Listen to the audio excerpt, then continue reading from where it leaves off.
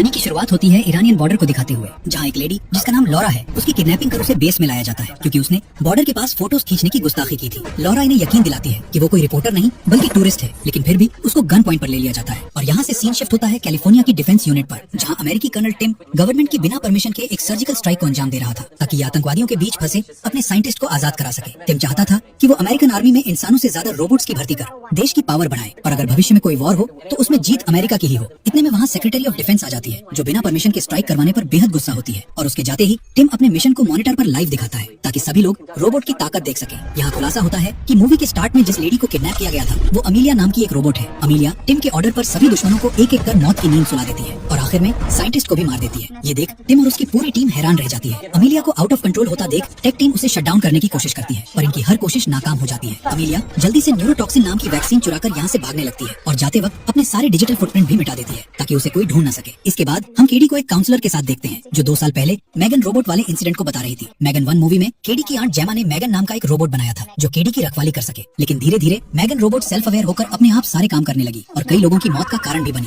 मैगन के aggressive behaviour को देखकर जेमा ने उसके डेटाबेस को पूरी तरह से मिटा दिया था, लेकिन जो जाने मैगन ने ली उसका जिम्मेदार मानकर जेमा पर काफी सारे ट्रायल्स हुए, लेकिन कुछ समय बाद वो इस सबसे आजाद हो गई। एक प्रेस कॉन्फ्रेंस के दौरान जेमा सबको बताती है कि हम मैगन के अंदर कुछ पॉजिटिव चेंजेस करके एक ऐसा एआई रोबोट तैयार कर सकते हैं जो हमारे काम को आसान बना सके। इसके बाद जेमा का ये प्लान सबको पसंद आता है और उसके इस नेक काम में साथ देता है साइबर सिक्योरिटी एक्सपर्ट क्रिश्चियन। दोनों पार्लियामेंट से एआई रेगुलेटरी बिल पास करवाने की कोशिश में लग जाते हैं ताकि अपने रोबोट वाले प्रोजेक्ट पे काम शुरू कर सकें। जेमा रिसर्च और टेक्नोलॉजी में कुछ बड़ा कर लोगों की मदद करना चाहती थी, इसलिए वो एक एक्सोस्केलेटन प्रोटोटाइप तैयार करती है जिससे कितनी भी हैवी चीज को आसानी से उठाया जा सकता था। भले ही जेमा खुद टेक्नोलॉजी में माहिर थी, पर वो चाहती थी कि बच्चे इन सबसे दूर ही रहें, इसलिए वो रिसर्च साइंस इन सबसे केडी को दूर रखकर उसे मार्शल आर्ट सिखाती है। अगले दिन जेमा की लैब में एक बिजनेसमैन आता है जिसे जेमा के टीममेट्स एक रोबोट का प्रोटोटाइप दिखाते हैं, लेकिन जेमा के बिना ये लोग इसे सही से ऑपरेट नहीं कर पाते और ये रोबोट बिजनेसमैन को हिट कर देता है, जिससे गुस्सा होकर बिजनेसमैन डील कैंसिल कर वहाँ से चला जाता है। जेमा जब सिस्टम चेक करती है तो पता चलता है कि उसका सिस्टम हैक किया गया था और इतने में वहाँ एक बिलियनर साइंटिस्ट आ जाता है जिसका नाम है ऑल्टन। ऑल्टन एक एआई चिप पर काम कर रहा था। इस चिप को इंसान की बॉडी में इंसर्ट करके